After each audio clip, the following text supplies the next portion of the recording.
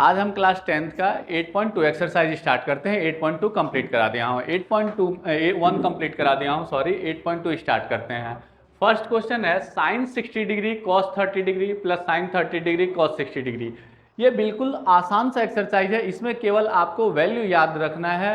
जो मैंने table create करके आपको समझाया है, आप लोगों को समझा रखा हूँ, उस टेबल से वैल्यू बस ध्यान रखना है। और वैल्यू का शॉर्टकट ट्रिक भी मैं बता दूंगा आप लोगों को अगले वीडियो में, बट पहले वैल्यू आप ध्यान रखना और वैल्यू पुट करके एलसीएम बस निकालने हैं और प्लस माइनस करने हैं। जैसे यहाँ पे साइन 60 डिग्री है तो साइन 60 डिग्री की वैल्यू होती है √3/2। कॉस 30 डिग्री की वैल्यू भी होती है √3/2 प्लस साइन 30 डिग्री की वैल्यू होती है 1/2। कॉस 60 डिग्री की वैल्यू होती है 1/2। अब देखो ये मल्टीपल में है, √3 को √3 से मल्टीप्लाई करोगे तो मैंने रूट के बारे में भी एक्सप्लेनेशन दे रखा था। √3 मल्टीपल √3, रूट के अंदर जब दोनों वैल्यू सेम हो तो डायरेक्ट 3 लिख सकते हो, या तो आप ज़्यादा एलाबोरेट करना चाहते हो तो √9 लिखो। √9 का फैक्टर कर दो 3 × 3। अंडर रूट का रूल होता है जब कोई भी वैल्यू पेयर में होती है तो एक को बाहर कर देते हैं। यहाँ पे पेयर में है इस वजह से बाहर, तो यहाँ पे √3 और √3 को मल्टीप्लाई करके मैं 3 लिख सकता हूँ। 2 × 2 तो 4, 2 × 4 प्लस प्लस 2 × 4, 1 × 1 1 ही होगा। आपको पता होगा कि डिनोमिनेटर जब सेम होते हैं तो सिंपल ऐड कर दिया जाता है, न्यूमरेटर को सिंपल ऐड करते हैं। तो डिनोमिनेटर सेम है तो आपको सिंपल 4 लिखना है, 3 + 1 4/4 कैंसिल आउट कर दो, आंसर हो गया 1। देखो कितना आसान सा क्वेश्चन है। इसमें बस ये वैल्यू आपको याद रखना होगा, sine 30 degree, tan 30 degree, cos 60 degree, जो भी वैल्यू है टेबल को आप थोड़ा एक बार ध्यान दे लोगे, क्वेश्चन बिल्कुल आसान हो जाएंगे। Question second, 2 tan square 45 degree. मैंने पहले ही ट्रिग्नोमेट्री में आपको समझा रखा हूँ, tan स्क्वायर थीटा और tan थीटा का होल स्क्वायर दोनों इक्वल होते हैं, both are equal. tan square theta and tan theta का होल स्क्वायर इक्वल। बट ऐसे अगर कोई लिखता है tan square theta equal to tan theta का स्क्वायर तो ये गलत मेथड है, ये इक्वल नहीं होते हैं और ये मेथड गलत है यहाँ पे। तो आप इसे सॉल्व कर सकते हो 2 और tan 45 डिग्री का whole square plus cos 30 degree का whole square minus sine 60 degree का होल स्क्वायर। ये मैंने एक स्टेप बढ़ा दिया, आप डायरेक्ट भी कर सकते हो। 2 tan 45 डिग्री की वैल्यू 1 होती है, इंटू 1 का स्क्वायर कर दो, स्क्वायर है तो प्लस प्लस cos 30 डिग्री की वैल्यू √3/2 तो √3/2 का whole square minus sine 60 degree की वैल्यू √3/2 का होल स्क्वायर।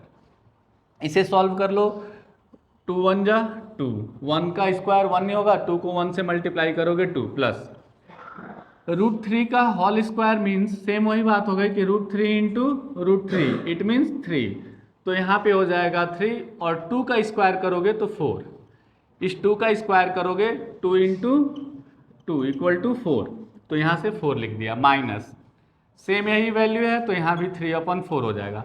बहुत सारे बच्चे इसे सॉल्व करने लगते हैं एलसीएम निकाल करके। देखो ये वैल्यू और ये दोनों सेम है, बोथ आर सेम, एक प्लस में है एक माइनस में है तो कैंसिल आउट हो जाएगा। आंसर आपका हो गया 2। क्वेश्चन नंबर 3 सॉल्व करते हैं। cos 45 डिग्री, तो cos 45 डिग्री की वैल्यू क्या होती है 1/√2, sec 30 डिग्री की 2/√3 प्लस cos 30 डिग्री की वैल्यू 2। अब इसे हमें सॉल्व करना है तो सबसे पहले डिनोमिनेटर वाले का एलसीएम ले लो, डिनोमिनेटर का एलसीएम ले लो, तो 2 + 2√3 अपॉन में √3 और न्यूमरेटर 1/√2। क्लियर? इसे रेसिप्रोकल कर दो। जब इस सिचुएशन को हम देखते हैं तो ऐसे रेसिप्रोकल कर देते हैं, 1/√2 मल्टीपल √3/2 प्लस 2√3, ये हो गया हमारे पास रेसिप्रोकल। अब इसे मल्टीप्लाई कर दो तो क्या हो जाएगा मल्टीप्लाई करने पे, √3 अपॉन में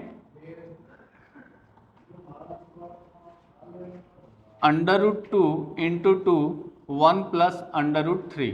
ये मैंने यहाँ से 2 कॉमन ले लिया, इस वजह से ये लिख दिया हूँ।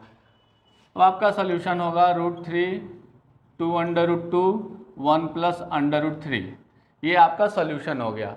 या तो इसे रेशनलाइज करोगे तो कंप्लीट आंसर भी आ जाएगा। चलो इसे रेशनलाइज करते हैं हम लोग। तो रेशनलाइज का रूल क्या होता है, ध्यान से देखिए। रेशनलाइजेशन का रूल होता है कि √3 डिनोमिनेटर में जैसे ही रूट आता है तो हमें रेशनलाइजेशन का सिचुएशन बनता है। 2 को एज इट इज रख दो, √2 भी, इसे अल्टरनेट कर दो, √3 + 1 प्लस में है तो आप ऐसे लिख सकते हो, फिर मल्टीप्लाई। अब इसे लिखो √2 √3 -1 अपॉन में √2 √3 -1। जब डिनोमिनेटर में प्लस हो तो रेशनलाइज करने वक्त माइनस माइनस, माइनस हो तो प्लस प्लस कर सकते हो। अब इसे आप मल्टीप्लाई करो, √3 को √2 से करो, √6, √3 को 3 से कर दो या उसे छोड़ दो, ठीक। अब यहाँ पे हो जाएगा √3 -1, इसको एज इट इज रहने दो, अपॉन 2 एज इट इज हो जाएगा। ये देखो √2 को √2 से मल्टीप्लाई करोगे इंटू 2 हो जाएगा, √3 + 1 √3 -1 है तो ये क्या हो जाएगा, a + b a - b का होल स्क्वायर में बढ़ जाएगा, तो √3 का होल स्क्वायर -1 का होल स्क्वायर, इसे इस ब्रैकेट में डाल दो। अब यहाँ सॉल्व करो, न्यूमरेटर को एज इट इज रहने दो, √3 -1, डिनोमिनेटर को सॉल्व करो, 2 × 2 = 4, √3 का होल स्क्वायर 3, 1 का होल स्क्वायर -1, तो √6 √3 -1 अपॉन में 3 - 1 2 और 4 × 2 = 8, ये हो गया आपका सॉल्यूशन। अब देखो ऊपर वाले को यहाँ तक भी छोड़ दोगे तो आंसर सही है, नंबर मिलेगा और इसे सॉल्व भी कर सकते हो, तो √18 - √6 हो जाएगा अपॉन में 8। 18 का फैक्टर कर लो, 3 × 3 × 2, मैंने क्या कहा, अंडर रूट में पेयर होता है तो बाहर आ जाता है, तो ये हो गया 3√2, तो 18 की जगह पे 3√2 लिख दो -√6 अपॉन में 8, ये हो गया कंप्लीट आंसर। तो यहाँ पे न्यूमरेटर की value sin 30 degree + tan 45 degree - cos 60 degree, sin 30 degree की वैल्यू 1/2, tan 45 की 1, cos 60 की 2/√3। यहाँ पे एलसीएम ले लो, एलसीएम लेने पे आपको क्या मिलेगा, 2/√3, 2 से 2 कैंसिल आउट तो √3 प्लस डिनोमिनेटर 1 है तो मल्टीप्लाई कर दो डायरेक्ट, 2/√3 माइनस √3 से √3 कैंसिल आउट, 2 × 2 = 4, ये हो गया आपका सॉल्यूशन इस पार्ट का। अब इस पार्ट का भी सॉल्यूशन कर दें हम लोग, डिनोमिनेटर वाले का, यहाँ भी एलसीएम 2/√3 हो जाएगा, क्योंकि दोनों डिफरेंट है तो मल्टीप्लाई में लिख देते हैं, √3 से √3 कैंसिल आउट तो 2 × 2 = 4 प्लस 2 से 2 कैंसिल आउट तो √3, यहाँ डिनोमिनेटर 1 है तो डायरेक्ट मल्टीप्लाई 2/√3, ये हो गया आपका एलसीएम।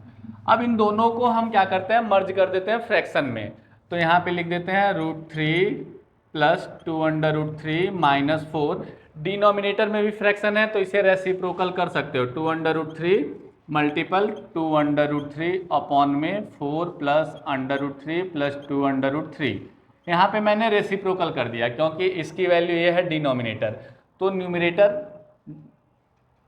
डिनोमिनेटर न्यूमरेटर बन जाता है और न्यूमरेटर डिनोमिनेटर बन जाता है, तो इसे रेसिप्रोकल कहते हैं। ये दोनों वैल्यू सेम है, कैंसिल आउट, ये दोनों देखो सेम है बट माइनस का डिफरेंस है तो ये कैंसिल आउट नहीं होगा, तो इसको आप एज इट इज लिख सकते हो।